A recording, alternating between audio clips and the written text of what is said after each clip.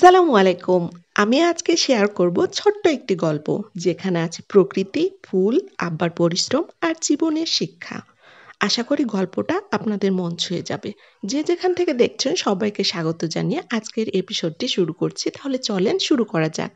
লাউ চিচিঙ্গার লতা যেমন ধীরে ধীরে গাছে বেড়ে উপরে উঠে, তেমনি মানুষের জীবনেও স্বপ্ন থাকে। আজকে যদি ছোট্ট একটি বীজ রোপণ করা হয়, কালকে সেটাই হয়ে ওঠে বিশাল গাছ। কিন্তু এর জন্য দরকার ধৈর্য, পরিশ্রম আর বিশ্বাস। ঠিক বলছি তাই না বন্ধুরা?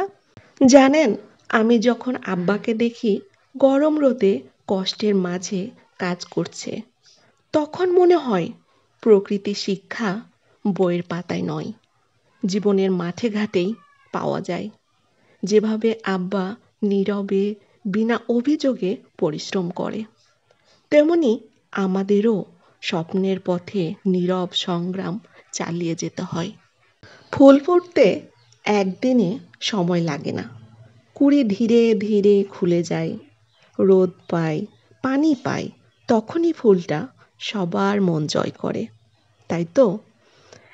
তেমনি জীবনও এমন, অপেক্ষা করতে জানলে, ধৈর্য ধরতে জানলে আর আল্লাহর উপর ভরসা রাখলে একদিন সুন্দর কিছু ফুটবেই ইনশাআল্লাহ। আর ছাদে হাঁটার মতো ছোট্ট ছোট্ট পদক্ষেপও অনেক বড় পথের সূচনা করে। আজকের ছোট্ট চেষ্টা, ছোট্ট পরিশ্রম কালকে অনেক বড় সাফল্যের দরজা খুলে দিতে পারে। তাই কখনো হাল ছেড়ে দিও না।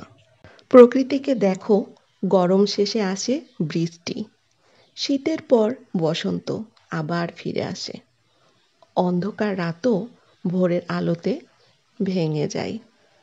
তোমার জীবনও কষ্টের পর আসবে সুখের দিন।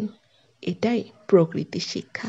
মনে রেখো, লাউ চিচিঙ্গার লতার মতো স্বপ্নকেও লালন করতে হয়, আব্বার মতো পরিশ্রম করতে হয়, ফুলের মতো ধৈর্য ধরতে হয়। তাহলেই দেখবে একদিন জীবন হবে সবুজে ভরা, রঙে ভরা আর আলোকিত। কখনো হাল ছেড়ে দিও না। তুমি পারবে, আমরাও পারবো। প্রতিটি নতুন সকাল তোমাকে নতুন সুযোগ করে দেয়। বিশ্বাস রাখো, তুমিও পারবে একদিন ইনশাআল্লাহ। আজকের সামান্য চেষ্টা আগামীকালের বড় সাফল্যের ভিত্তি।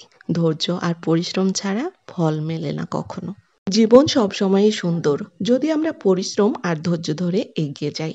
ভিডিওটি ভালো লাগলে লাইক দাও, কমেন্ট করে জানিও আর চ্যানেলটি সাবস্ক্রাইব করতে ভুলিও না। আবারও নতুন গল্পে দেখা হবে ইনশাআল্লাহ।